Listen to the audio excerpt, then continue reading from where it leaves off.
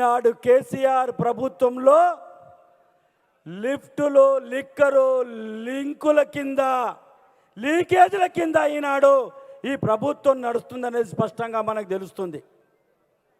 Lift ఇరిగేషన్లో corruption, లిక్కర్లో corruption, లీకేజీలలో పేపర్లు వాళ్ళ బంధువులకు, వాళ్ళ ఊరు వాళ్లకు, వాళ్ళకు సంబంధించినటువంటి వ్యక్తులకు 2015 నుంచి జరిగినటువంటి పరీక్షలు ఏవైతున్నాయో వాటన్నిటిపైన దర్యాప్తు జరపాలని ఈ రోజు వరకు జరిగినటువంటి పరీక్షలలో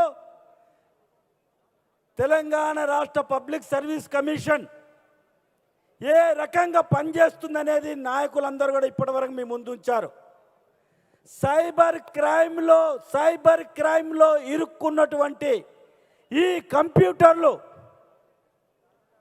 1,91,000 ఉద్యోగాలు భర్తీ చేయవలసినటువంటి ఈ తెలంగాణ పబ్లిక్ సర్వీస్ కమిషన్లో 35 కంప్యూటర్ల కన్నా ఎక్కువ లేవు. దాన్ని డీకోడ్ చేయవలసినటువంటి వాళ్ళు ఎవరు? దాన్ని అనునిత్యం ప్రతిరోజు కూడా 3 సార్లు ఆ డీకోడ్ని కంప్యూటర్లలో కెమెరాలలో బంధించి ఎవరు వస్తున్నారు ఎవరు పోతున్నారు చూడాల్సినటువంటి బాధ్యత కమిషనర్ది, సెక్రటరీది. ఎందుకు దాన్ని పట్టించుకోవడం లేదు ఒక్కసారి ఆలోచించండి. ఒకటా రెండా? ఇవన్నిటిపైన కూడా సమగ్రమైన దర్యాప్తు జరిపించాలని మా రాష్ట్ర అధ్యక్షులు బండి సంజయ్ కుమార్ గారు సిట్టింగ్ హైకోర్టు జడ్జితో ఎంక్వైరీ చేయించాలని చెప్పారు.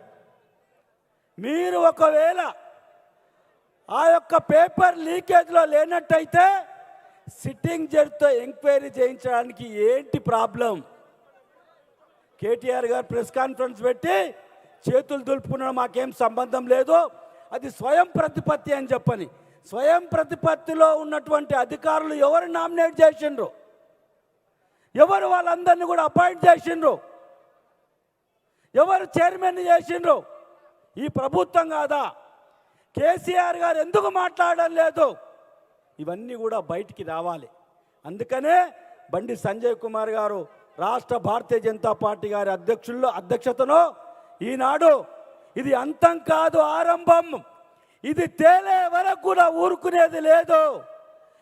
దీంట్లో కుంభకోణంలో, ఈ పేపర్ లీకేజ్లలో ఎవరెవరైతున్నారో ముందుగా కేటీఆర్ గారిని బర్తరఫ్ చేసి దీనిపైన స్వచ్ఛంగా ఎంక్వైరీ చేస్తేనే తేలుతుందనే ఆలోచనతో భారతీయ జనతా పార్టీ రాష్ట్ర శాఖ తీసుకున్నటువంటి కార్యక్రమానికి విచ్చేసినటువంటి అందరూ కూడా పేరు పేరున ధన్యవాదాలు తెలుపుతూ సెలవు.